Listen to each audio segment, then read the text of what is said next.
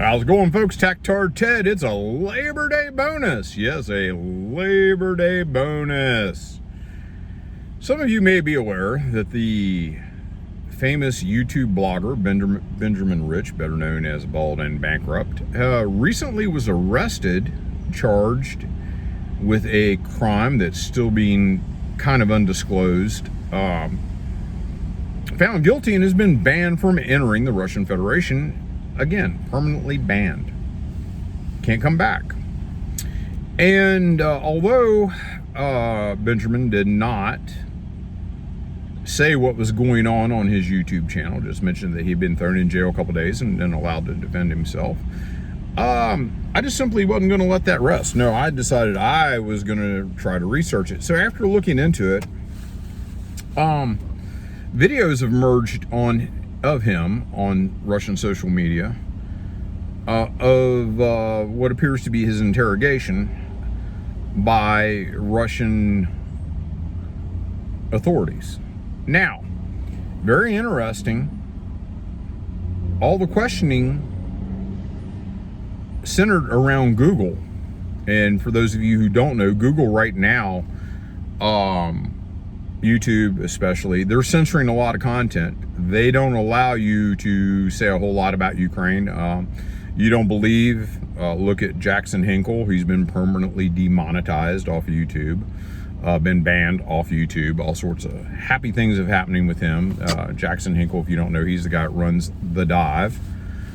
And there were a lot of questions about the content he put up. And even though he hadn't said anything about Putin directly, he did call him crazy at one time. And he basically defended himself during the, or explained that he felt there were certain things he had to say if he wanted to keep business. He also said that Google had sent out basically a set of rules to everybody at the beginning of the war. You can't say this, you can't say that, and don't forever say that. Don't express support for Russia. Don't, express being non-supportive of Ukraine.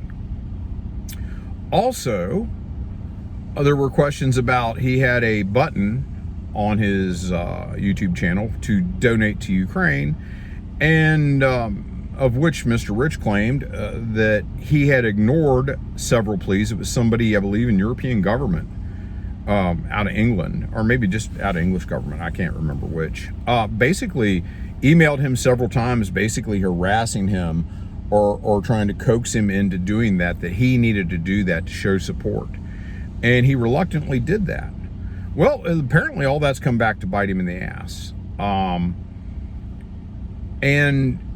He even mentions, he says, you say certain things or you do certain things because you want to continue to make money, that you want to continue to keep an audience. And unless you say certain things, so basically one of the interesting things there is Mr. Rich is telling you there is a cancel culture. And if he doesn't say what is expected of him to be said, then he will lose everything. That he can't express his own opinion without fear, or he can't express an opinion that is counter to what is expected of him without fear that he will lose money, that he will lose his popularity, that he will lose all this. And in the end, it's cost him the one thing that made him famous, the ability to travel into Russia and interact with people.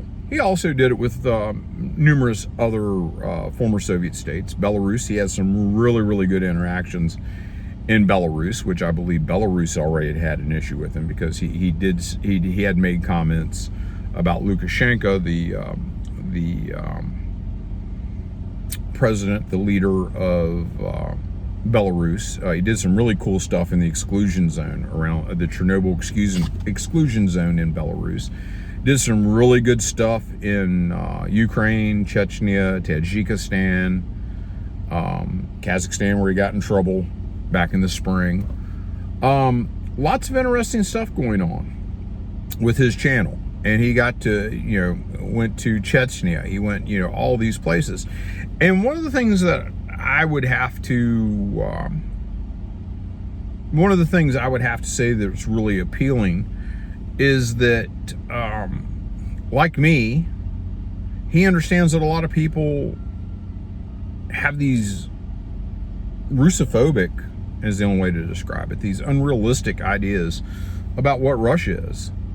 That if you go to Russia, you're going to get beat up. I remember my mom in 2007, I was going for an extended stay in Siberia. My mom had a fit. Oh, my mom absolutely had a fit. You're going to come back dead. They're going to kill you. She just was so afraid, deathly afraid of what was going to happen to me in Russia. She just couldn't in her mind see that anything good. When her son went to that airport that day, that was it. She was going to never see him again, you know. And that's not the case. That's not the case. Well, I remember going to work on one of the places in our waypoint, one of the places overseas, and our waypoint was Moscow. We spent a night in Moscow each way. And I got to the hotel. I'm like, dude, I'm in Moscow. I'm only literally, I guess it was maybe a mile, 2 miles by foot to Red Square. And I'm like, dude, it's early in the day. I'm going down to Red Square. I'm going to goof around Moscow. And I did. And when I got back to the hotel room, the guy who was in charge of our shift, I got back to the hotel room and I had several messages, frantic messages. And I called him back. Hey, I'm here. You know what's going on? He says, where you been? I said, I've been downtown. Well, where'd you go downtown? I told him Red Square, and I also went up to Izmailova. And he's like, how did you get to Izmailova? I said, on the metro. Oh, you know how to use the metro? Yeah, I know how to use the metro. And he says, well, we don't like guys first time over with us going out on their own. I said, no, I'm cool. And I've been here before. I know how to get here. You know, it is what it is. But there's this terrible opinion of a lot of folks, just how dangerous Russia is, just how deadly it is for foreigners. And it's not the case. You know, I'm living proof of that. You know, I've walked by myself at night in Moscow. I've walked by myself at night in small towns in Siberia, large cities in Siberia. You know, and everybody claims that Siberia is the Wild West. You know, not the truth, man. I've lived it. I've seen it. That was one of the great things about Bald and Bankrupt channel did do, is it showed that the people in those regions were normal people. They weren't a problem. They weren't evil. They weren't criminal. They weren't any worse than you or I. That they were people. They had things that they liked to do. They had memories. They had homes. They had way of life. You know, the guy would sit down and share a meal with people. You know, people, and he would show gratitude to people who had helped him out. And you could tell that a lot of those people were really grateful. You know, he did a lot of cool things with his channel. You know, what I do feel sorry for is I do feel sorry for some of the people like he used to visit in Belarus and everything, who, you know, he would occasionally go visit them and take them a care package or whatever. You know, those people are going to wonder whatever happened to this guy, whatever happened to the Englishman that came over. But anyhow, it looks like he's a victim of popularity. He's a victim of saying what he felt he needed to say. If he hadn't said those things, now maybe he was not being honest. I can't say that he wasn't.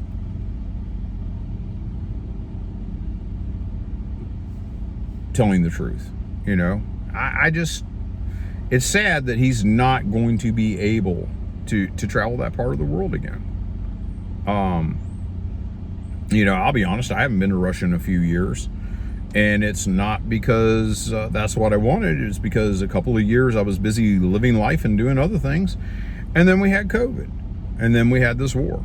You know, I literally the last 3 years running, I've been planning to go back and visit Russia again. Been planning on hanging out in Moscow, showing my kids certain things, you know, historical sites, going into Asia, into Siberia, and hanging out there. It just hasn't happened, and I'm not sure that it's going to happen anytime in the foreseeable future. So what's going to happen is we are going to close the window on what that side of the world looks like. You know, understanding. If you understand we're all people, we're all the same people. Yeah, we may look different, we may have different languages. People are really people. And I think we're going to lose a lot of the understanding of that. And that's not a good thing. That's not a good thing for us as a people, as a world. You know, the left in this country is so damned and determined to measure everything by race, skin color, religion. They want to divide all that. If you travel to these other countries and you meet people, you know, I've met Muslims from Chechnya. I've met Muslims from Tajikistan. I've met Muslims from Kazakhstan. You know, I've sat at this table with these folks. They're not that much different than you or I. In fact, we have a hell of a lot more in common than we have different. Unfortunately, when you silence people who point this out, you silence people who show you the good side of the other lands, the other people, then you're killing that. You are invested in keeping everybody divided. So anyhow, that's my update. If I get any more on Benjamin Rich or Bald and Bankrupt, just because I love the channel, I love the content, I'll get back with you folks. Take care. Bye.